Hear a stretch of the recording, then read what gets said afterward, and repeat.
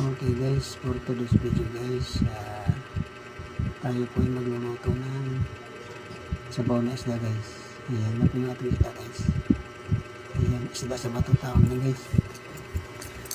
Ayan, masarap sabawin. Ayan, sabi nga nila ng mga nakakatanda guys, pag nanghihina daw katawan mo, magsabaw ka lang ng isda. Mabilis ang recovery guys. Lalo nang nilalagay mo alagbate. Ayan. Meron tayong alagbate dyan guys. Isa sa mga number nating ingredients. Ayan. Ayan po ating tanglad guys. Pakuluin na natin ang ating tubig at ilagay na natin itong isda para sabay na sa pagkulo.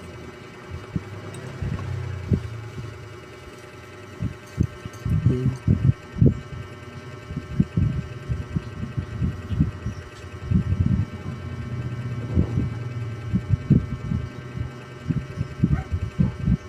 Maya iba naman yung mga ingredients guys, katulad yung sibuyas, luya, kamatis at saka yung siling haba.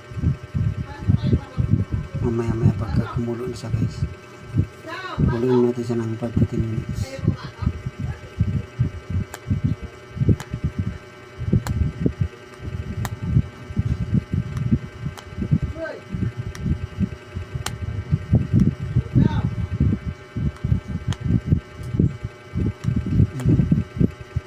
Yan po yung mga ingredients guys. May pagkakulo, ilagay natin yung mga lamas tulad ng sibuyas, luya, kamatis at saka yung siling haba at panghuli yung ating alagbate.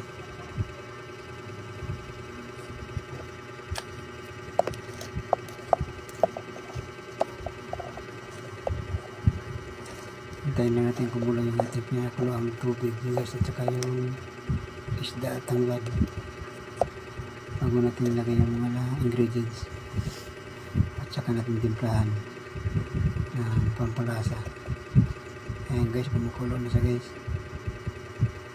Maya lang ilagay na natin yung sibuyas, kamatis at luya at saka yung siling haba.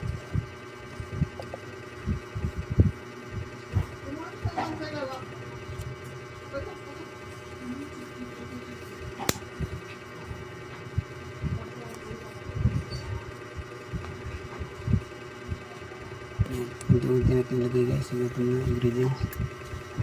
Unahin natin ng sibuyas, sunod natin ng okra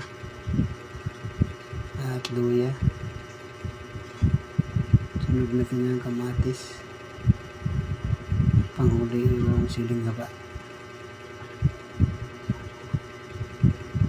at pakuluin natin siya guys bago natin timplahan at sa panghuli yung ating ilalagay yung alagbate.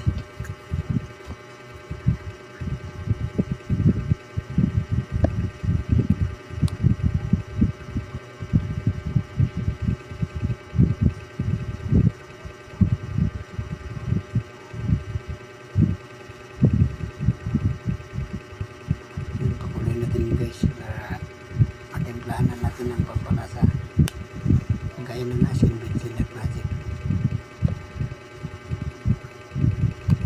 Bago natin nilagay yung panghuli yung alagbate.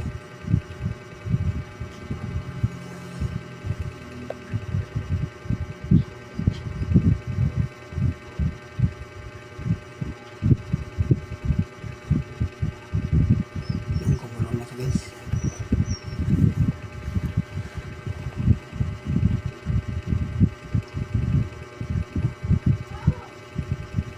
Timplahan na natin yung asin, bitsin at magic. Kunti-kunti na guys, basta lang magkalasa.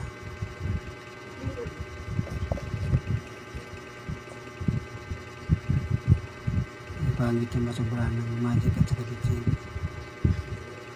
Ito yung tama lang.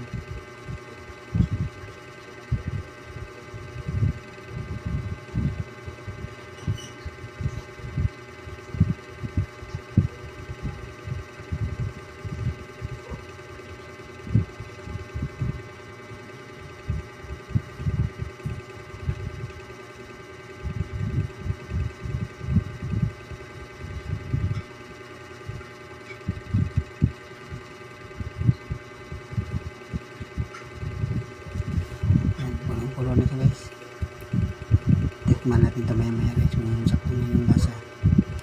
Ayan. Yummy nito guys. Maya maya guys. Done na ito guys. Ready to serve nito dyan yung napagkainin. Ayan.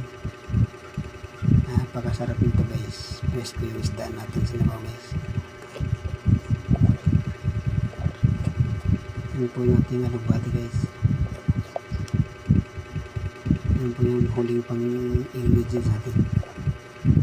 Pampalasa rin yun guys. Mabango ang alugbati guys pag yan ilagay natin sa ating sinabaw na isda.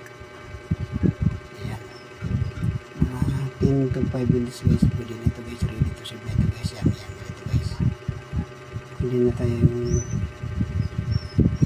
kain ng tanghalian guys. Ayan.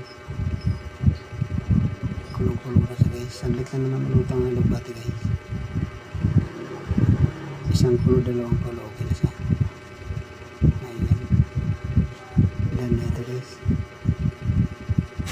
Ang sarap niya ito guys.